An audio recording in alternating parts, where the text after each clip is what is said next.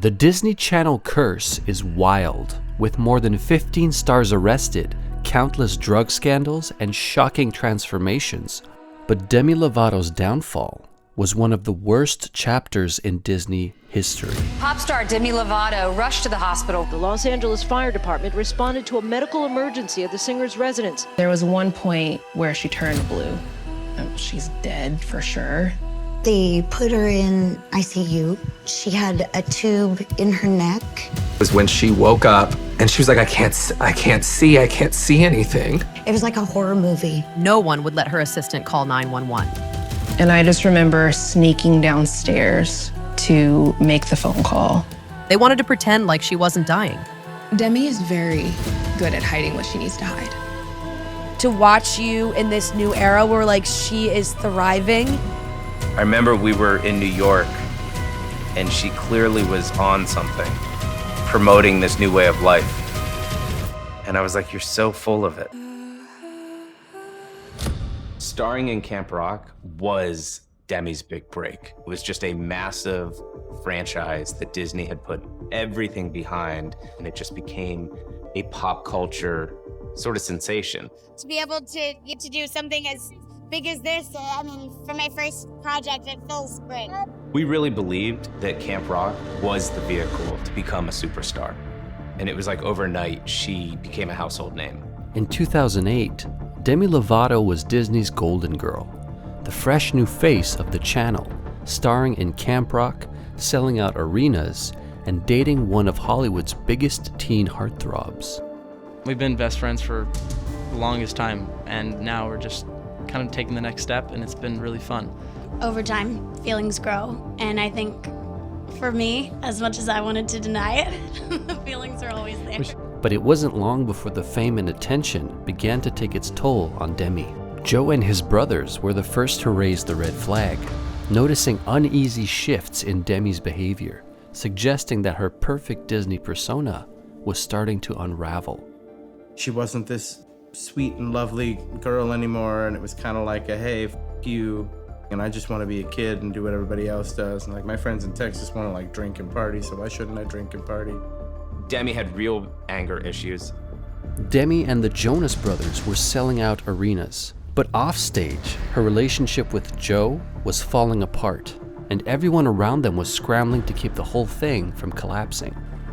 Joe and Demi's relationship had become really complicated, so I was playing the bridge, and it became really good, you know, between she and I for a while, and growing closer than we'd ever been. And I remember thinking in my head, you know, I felt like a bit of pride about it, like selfishly maybe I was like, I'm helping her back into, you know, coming back to being the Demi that we all know and love, and she's not gonna do anything crazy, it's gonna be fine.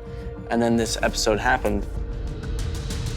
One night during the Camp Rock 2 tour, Demi invited her backup dancers to her hotel room. Demi and her friends started using substances no teen should ever be close to.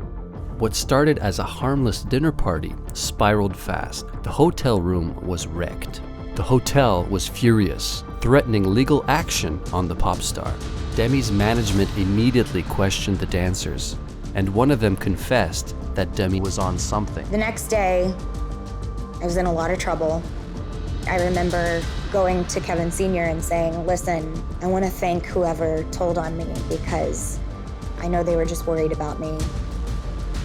And you know, I just really want to know who told you. And I manipulated him into telling me who it was. And he said it was Shorty. Shorty and I had been really close through Camp Rock and Camp Rock 2. So when he said Shorty, I remember thinking, I'm about to beat this bitch up. That afternoon, Demi stepped onto their flight for the next stop on the tour. Instead of settling in her seat, she zeroed in on the dancer, and without a word of warning, she punched her square in the face. Everyone was freaking out. I just remember going and sitting down. Just this angry look on her face. Texting my mom, I'm sorry. Put her head on her pillow and shut out the world. And I slept the whole day. That was when it dawned on me that this was probably a much bigger situation than just a kid who wanted to party. Demi had been hiding a dark secret from everyone around her. My first time I was working on Disney Channel. I felt out of control with the first time that I did it. Here she was, she had to be squeaky clean on the Disney Channel, all types of moral clauses and just intensity around behavior. And once the camera stops rolling, she's living another life. Demi's spiraling behavior became too much for Joe to handle, and their relationship quickly crumbled. Her management staged interventions and booked treatment centers, throwing everything at her sobriety. But Demi had other plans. I wasn't working my program. I wasn't ready to get sober. I was sneaking it on planes, sneaking it in bathrooms, sneaking it throughout the night. Nobody knew. I went on like a bender of like 2 months where I was using daily, and every day was like going to war. We were in Palm Springs, and she locked her bedroom door. We kicked down the door. She gets taken to the hospital. I didn't feel anything. I didn't feel guilty. I didn't feel embarrassed. Then she goes from there to a psych ward. None of that did anything. She still isn't wanting to get clean. It was completely exhausting, physically and emotionally. I would sneak out. Manipulating. I would fake my tests with other people's pee. Years of rehab stays and relapses followed. Then came a stretch where it looked like Demi had turned a corner. Interviews, documentaries, a public image built on recovery. Demi is very good at hiding what she needs to hide. Demi's good at making you believe that she's okay. But it only took one night of fun for the mask to slip. I went out to a friend's party, and none of my friends knew what I was using. So I kept it very hidden from everyone. That is one thing that I was very good at, was hiding the fact that I was addicted. I met up with some friends. We went to several different bars. We came back to my house. And around 5:30 in the morning, I said I was going to bed. But the reality was that I had called one of my dealers over. A few hours later, Demi's assistant arrived at her house, expecting to wake her for a busy day ahead. Her door was closed. So whenever her door was closed, I kind of just took it as a hint, like, hey, just knock. So I knocked, and I knocked again. At this point, I was kind of just like, okay, we're gonna be late. I was getting a little annoyed with her. And I think I might have even texted her and like, hey, like, let's go. And I opened the door really slowly. And it was really dark and cold in her room. And I kind of got chills. She stepped into the bedroom and called Demi's name. No response. Crossing the room, she tried again, shaking her gently. Still nothing. Panic surged. Unsure what else to do, she grabbed her phone and called security. I need you to go into the room now and tell me everything you see. She was propped up, vomit everywhere, but she was on her back, which isn't good. So I told him, put her on her side, clear her throat, and I'm on my way. Terrified, Demi's assistant reached for the phone to call 911, but security stopped her. They knew the moment an ambulance pulled up to Demi's door, the story would explode across the headlines. And I just remember sneaking downstairs to make the phone call because I didn't want to get in trouble for calling 911. While I was on the call, someone told me to tell the operator no sirens. The ambulance came. They came upstairs to her room. They got their Narcan out, trying to really just bring her back to life.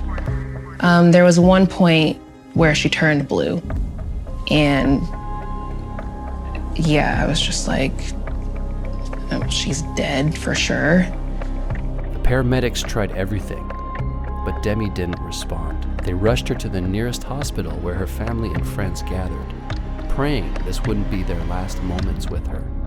It was like a horror movie. They put her in ICU. She had a tube in her neck. that was taking her blood into a machine, cleaning it, and then putting it back into her neck. Doctors told her parents that if she hadn't been found, Demi would have been dead within the hour. Even in the hospital, surrounded by medical staff, her fate was still uncertain. The clock ticked as her family waited for any sign of change. Her sister sat by her bedside, holding her hand, praying she would pull through.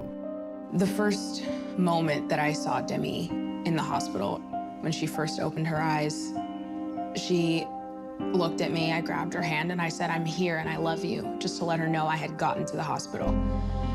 And she looked me dead in the eye and she said, "Who is that?" Which is something you never want to hear your sister say. I had 3 strokes. I had a heart attack. I suffered brain damage and I have blind spots in my vision. So sometimes when I go to pour a glass of water, I'll totally miss the cup. I also had pneumonia because I asphyxiated and multiple organ failure. Now that Demi was finally awake, doctors pressed her for answers. What had happened that night? Who had she been with? Demi's memories returned in fractured flashes. The drug dealer in her house, in her room, sitting on her bed. They asked if I had had consensual sex. And there was one flash that I had of him on top of me. I was naked. I was blue. I was literally left for dead after he took advantage of me. I realized, hey, you weren't in any state of mind to make a consensual decision. That's something that sticks with you for a while after, because all of the daddy issues that I'd had growing up, now I was literally discarded and abandoned. That amplified all of my dad's stuff. My dad was an addict and an alcoholic. And I guess I always searched for what he found in drugs and alcohol because it fulfilled him and he chose that over a family. Early on, Demi was very, very sad because of her issues with her dad. She dealt a lot with her dad, and the times where he was brought up wasn't ever good. He would tell them he had cancer when he didn't, or he would tell them he's dying tomorrow when he wasn't. So I cut him out. We weren't close growing up my whole life. I longed for that relationship with him. But Demi never got the chance to mend things with her dad. His death was very complicated because we don't actually know the exact day that he died. All we know is that by the time he was found, his body was too decomposed to have an open casket. He had been laying there, I think, for about a week and a half before anybody found him. And during that was Father's Day. So every summer now that rolls around, I spend it kind of thinking, was today the day that my dad died? Is it tomorrow? And then also knowing that by the time Father's Day rolls around, he was just laying there rotting. And that was the fear that I always had for him, was that he would end up alone. And he did. He died alone. The most important thing to Demi, it's losing people. It's losing people that she cares about and that loves her. I've realized a lot of my past traumas came to a head that night, but at the end of the day, I'm responsible for my life choices and hold only myself accountable. I've done therapy where I sit in front of an empty chair and I share my truth with the empty chair as if he was sitting there. And it was extremely healing for me. I'm not going to pretend like I'm invincible. I have to work every day to make sure that I'm in a good place so that I don't go to those things. And the last 2 years have been about me doing the work to identify and confront those traumas so I can be my best self and truly be happy. To this day, Demi has remained sober and continues to rebuild her life. That means returning to her roots, confronting her past, and surrounding herself with the people who were there for her. from the very beginning. Demi Lovato is spilling the tea on her iconic reunion with the Jonas Brothers. How did it all come to be? Honestly, Joe just asked me, we would love to have you come and perform This Is Me, and wouldn't change a thing. You know, you've been like a huge part of our journey, and vice versa. So getting to perform that with them for the first time in God knows how many years was just so full circle and so special, and it was really healing for us, and I loved it. You know, every second of it was so great. With time comes trust. You know, I never have come out of treatment expecting people to trust me right away. It was a learning experience of, okay, people are gonna have to learn to trust you again. The only way they can do that is by you proving yourself and like taking actions that are towards your recovery. If you do go through this, you yourself can get through it. As long as you take the responsibility, you can move past it and learn to love yourself the way that you deserve to be loved.